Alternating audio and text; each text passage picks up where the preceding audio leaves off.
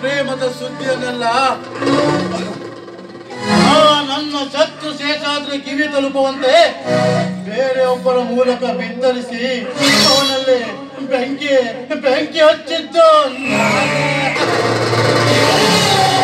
ಹಾಗೆ ಹುಲ್ಲು ತಿನ್ನುವ ಹಸು ಆ ನಟರಾಜನ ಕಿವಿಯಲ್ಲಿ ನಡೆದ ಸುತ್ತಲ ಸತ್ಯ ಸುದ್ದಿಯನ್ನೆಲ್ಲ ಅವನನ್ನ ಕೆರಳಿಸಿ ನೀನು ನಟೋರಿಯಸ್ ನಟರಾಜ್ ಎಂಬ ಬೋಗಸ್ ಬಿರುದನ್ನ ಕೊಟ್ಟು ಅವನಿಗೆ ಕೇಳಿದಷ್ಟು ಹಣವನ್ನ ಕೊಟ್ಟು ದಗದಗನೆ ಉರಿಯುವಂತೆ ಮಾಡಿದ್ದು ನಾನೇ.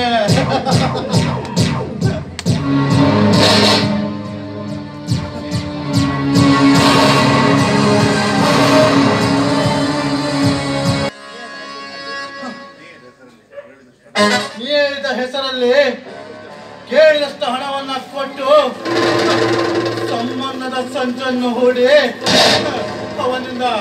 ಅವನಿಂದ ಹೆಣ್ಣು ಕೊಡುವ ಮಾತನ್ನ ಪಡೆದು ಇನ್ನೊಂದು ಕಡೆ ನಟರಾಜನ ಪ್ರತಿಕಾರಕ್ಕೆ ಪುಷ್ಟಿ ಕೊಟ್ಟು ಚಂದನ ಸ್ವಯಂವರ ಎಂಬ ನಾಟಕಕ್ಕೆ ನಾಂದಿ ಆಡಿದ್ದೇನೆ.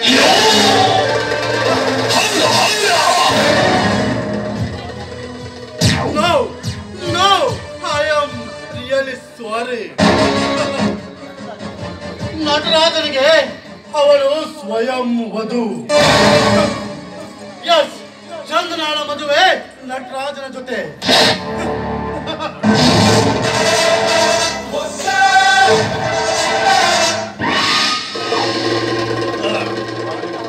ಅಂತ ಒಂದು ವಿಶೇಷ ನಾಟಕವನ್ನು ರಚಿಸಿಯು ಚಂದನಾಳ ಸ್ವಯಂವರೆಗೆ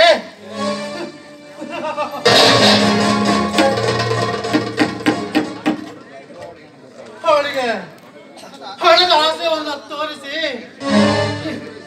ರೂಪ ರಚಿಸಿಯೂ ಆಗಿದೆ.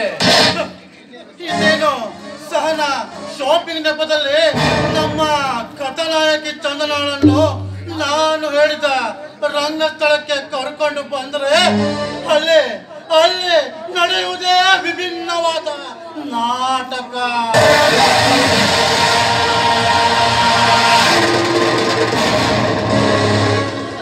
ನನ್ನ ಸೇಡು ತೀರ್ಕೊಳ್ಳಿಕ್ಕೆ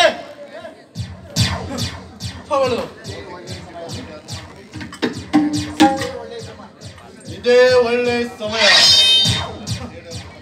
ನನ್ನ ಸೇಡು ಎಂಬ ಪ್ರತಿಕಾರಕ್ಕೆ ಪುಷ್ಟಿ ಕೊಟ್ಟು ರೋಚಕ ಟ್ವಿಸ್ಟ್ ಸಿಗೋದಲ್ಲೇ ಅನುಮಾನವೇ ಇಲ್ಲ.